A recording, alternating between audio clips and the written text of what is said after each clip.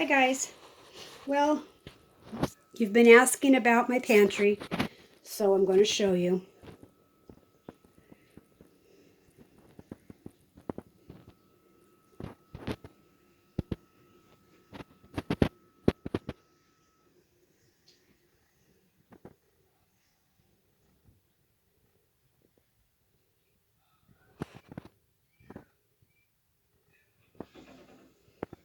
Okay, so I showed you.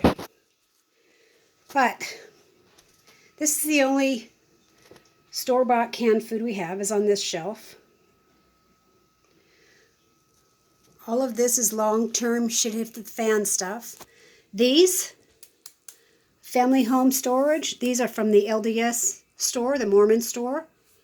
The spaghetti bites up here, those are the bomb. And so are the potato pearls, I think is what they're called.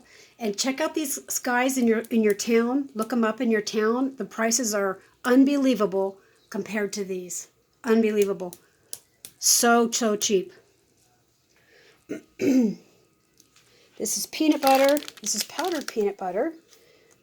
We use these when we go on backpacking trips and our tent camping and things like that. You just mix them with water. They're awesome. These are from Walmart. You can get them anywhere. You can get them at the specialty backpacking places and stuff like that. Walmart is the only place you can get them that you can afford. They're, I think they're around $2. When you're going to save salt, make sure you save all different kinds of salt. Not just the iodized, but the non-iodized, rock salt, things like that. I have every kind of flour you can think of. I even have gluten-free stuff, because you never know what could happen.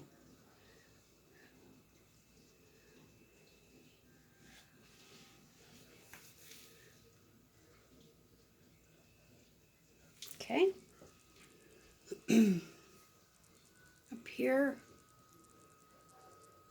these are the pre-made cereals that I did because they're so much cheaper. We don't eat a lot of the sugar stuff, but they're fun. It was a fun video, and actually they're really good late at night if you want something sweet. Just have your own homemade sweet cereal. My Mylar bags, I have a ton of those with peas and things in them. Okay, so let's start over here. Sterilized water. It's always good to have sterilized water, especially if there's a medical situation that pops up.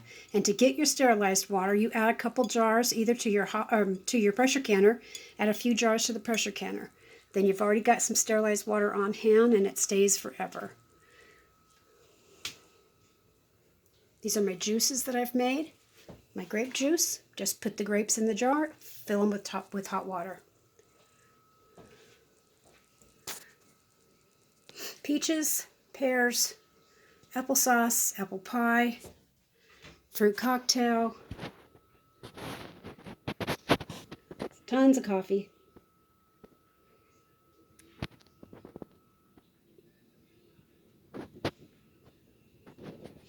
Pickles, my mushrooms.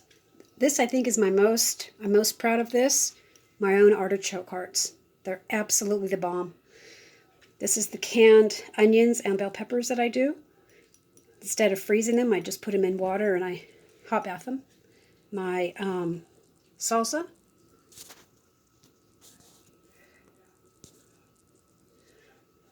Barbecue sauces, cranberry sauce, and jelly. This is zucchini, canned zucchini. All you do is get all the water out of it and it's ready for bread. Creamed corns, peas. I don't do any stewed tomatoes. All my tomatoes I do are all roasted. So I have a ton of these. This is my chili sauce. All you do is, when I make my roasted peppers, I add a package of chili seasoning. So all you need for this is the beans and hamburger. Everything else is right here. My pinquito beans, my black beans, my barbecue beans, pumpkin, and yams. I have a ton of those. I only have 2 things left of butter. These are my bacons. These are all my venison, my meat, my chicken, my brats. The white stuff is the fat. It's really cold in this room, and so the fat solidifies. And this is all salmon. All this back here is salmon. Soups and stews. This is beef and barley here. All of our potatoes. All the potatoes I grew this year, they're all canned. My flours, my sugars, my brown sugars,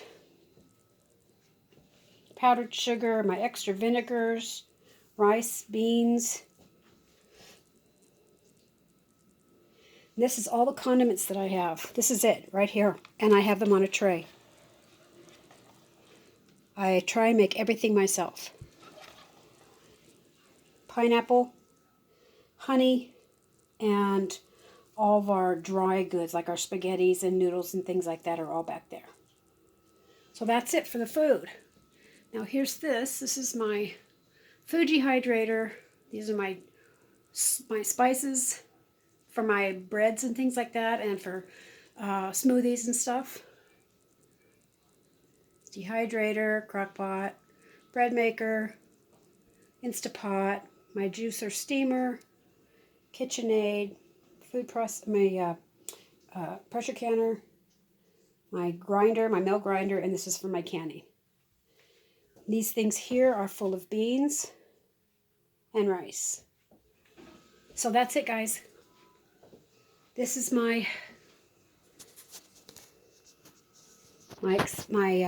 I'm proud of this room. And I think I have it sorted and put on the shelves in a really easy way that's easy to find. Inside here is our medical preps, and that's for another video. So I hope this answers your question, guys. And I do stack my jars. So I don't want to get any crazy emails. I do stack my jars, and sometimes I take the rings off. But we are making some wide, black, really thick rubber straps that are going to go across the whole thing. So I'm going to be doing 2 straps per shelf. And if something falls, something falls. It's on me. So please don't tell me that I cannot stack and I will not know when things, have gone bad. I've been canning for, 40 years. And I've been doing this type of stacking for 40 years. And I know when things are not sealed. And I know I'm taking it upon myself if there's an earthquake, and we do live in Kami, California. We've had a few quakes and nothing's happened. So, knock on wood. But this is how I do it when I want to conserve space. So I do stack. And I know many people do. For those of you that don't, kudos to you. But please don't send me any crappy comments, because this is how I do it. If you don't like it, then I'm sorry. Do yours the way you do yours, and I'll do mine. So I don't suggest that people do this, because, they will fall. And some new, people that don't know how to can, they really don't know how to tell when things are gone bad unless it has a broken seal. So for the newbies, don't stack. But for all of us old-time cannery people, yeah, we stack. Whether they tell you that or not, we stack. So hope this gives you some ideas. And everything's pretty easy to find. But I'm pretty happy with it. And I'm done canning for the season, thank God, until Thanksgiving, and then I'm going to be canning up a turkey. So hope you got some ideas. Have a cool day, guys.